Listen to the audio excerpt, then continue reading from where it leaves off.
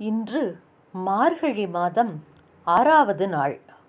ஆண்டாள் நாச்சியார் அருளிச் செய்த திருப்பாவையின் 6வது பாடல் இப்போது. தான் பெற்ற இன்பம் பெருக இவ்வையகம் என்று பெரிய மனது படைத்தவர்கள் நினைப்பார்கள். கண்ண பெருமானை அனுபவிப்பதால் ஏற்படும் இன்பத்தை தான் பெற்றதைப் போல மற்ற பெண்களும் பெற வேண்டும் என்ற பேருள்ளத்தால் உறங்குகின்ற மற்ற பாகவத பெண்களை எழுப்புவது போல அமைந்திருக்கின்றது இந்த பாசுரம். இந்த பாசுரத்தில் பெண்களின் விசால நோக்கத்தோடு கண்ணனின் பேரருள் தன்மையும் புலப்படுகின்றது. நோன்பின் சுவடு இது என்று கொஞ்சம் கூட தெரியாத நிலையில் ஒரு பெண் படுத்து கிடக்கின்றாள். அவளை எழுப்புவதாக இந்த பாசுரம் காணப்படுகின்றது.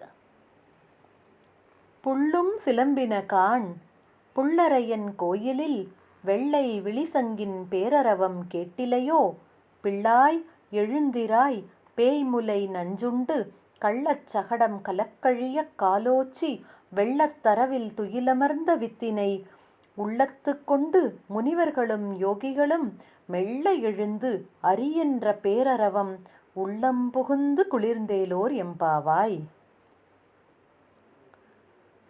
இப்படி இந்த பாசுரம் அமைந்திருக்கின்றது. வைகறை பொழுது புலர்ந்து விட்டது. பறவைகள் சிலம்பும் சப்தமும் கேட்கத் தொடங்கிவிட்டது. பட்சிராஜனாகிய கருடனை வாகனமாக கொண்ட பெருமாள் கோயிலில் வெள்ளை நிறச் சங்கு பேரொலியோடு முழங்குவதை நீ கேட்கவில்லையோ பெண்ணே? தூக்கம் கலைந்து எழுந்து வருவாயாக. பேய்மகளான பூதனையின் தனங்களில் தடவியிருந்த நஞ்சோடு அவளுடைய உயிரை சேர்த்து குடித்தவன் கண்ணபெருமான். வண்டிச் சக்கர வடிவில் வந்த சகடாசுரனை காலால் உதைத்தவனும் திருப்பார்கடலில் அரிதுயில் கொண்டவனாய் உலகம் தோன்றுவதற்கு வித்தாக விளங்குபவனாகிய கண்ணனை நம்முடைய மனதிலே தான் தியானித்து முனிவர்களும் யோகிகளும் ஹரி ஹன்று ஹரி ஹரி என்று பேரரவம் எழுப்புவதைப் போல நாமும் செய்வோம். இனியாவது எழுந்து வா என்று உறங்கிக் கொண்டிருக்கும் பெண்ணை நோக்கி மற்ற பெண்கள் அவளை அழைக்கின்றார்கள்.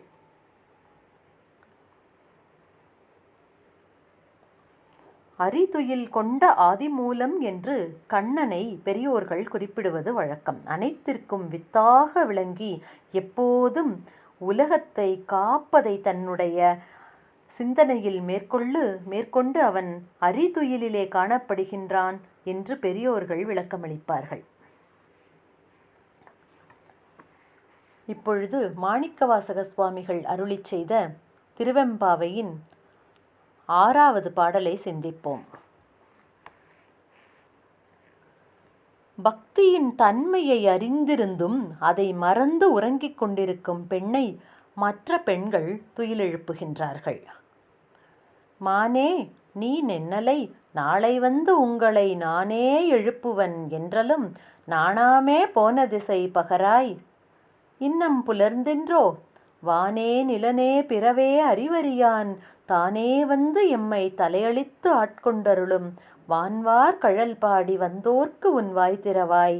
ஊனே உருகாய் உனக்கே உறும் எமக்கும் ஏனோர்க்கும் தம் கோனை பாடேலோர் எம்பாவாய் என்று இந்த பாடலை மாணிக்கவாசகர் அமைத்திருக்கின்றார். மான் போன்ற விழிகளையுடைய அழகிய பெண்ணே, நேற்று நீ எங்களிடம் என்ன சொன்னாய் தெரியுமா? நானே வந்து நாளை உங்களை எழுப்புவேன் என்று கூறினாய். ஆனால் இன்று நாங்கள் வந்து உன்னை எழுப்பிய பின்னும் சிறிதும் கூட வெட்கமே இல்லாமல் உறங்கிக் கொண்டிருக்கிறாயே. நேற்று நீ சொன்ன சொற்கள் போன திசையை சொல்வாயாக. உனக்கு மட்டும் இப்பொழுது பொழுது புலரவில்லையோ?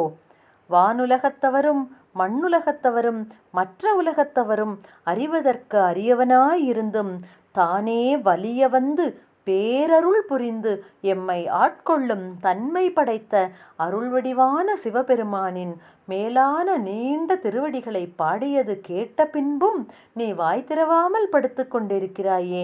இது உன்னால் மட்டுமே முடியுமல்லவா? உனக்கும் எமக்கும் மற்ற எல்லோருக்கும் தலைவனான சிவனை பாடுவதற்காக நீ எழுந்து எங்களோடு வருவாயாக என்று துயில் எழுப்ப வந்த பெண்கள் கூறுகின்றார்கள். உறக்கத்தில் கிடக்கும் ஆன்மாவின் மயக்கம் இந்த பாடலிலே தெளிவிக்கப்படுகின்றது. இறைவனுடைய பரந்து விரிந்த வியாபகத்தன்மையும் அவனுடைய அடியார்க்கு அடியாராகும் எளிவந்த தன்மையும் இப்பாடலில் ஒருங்கே கூறப்படுகின்றன.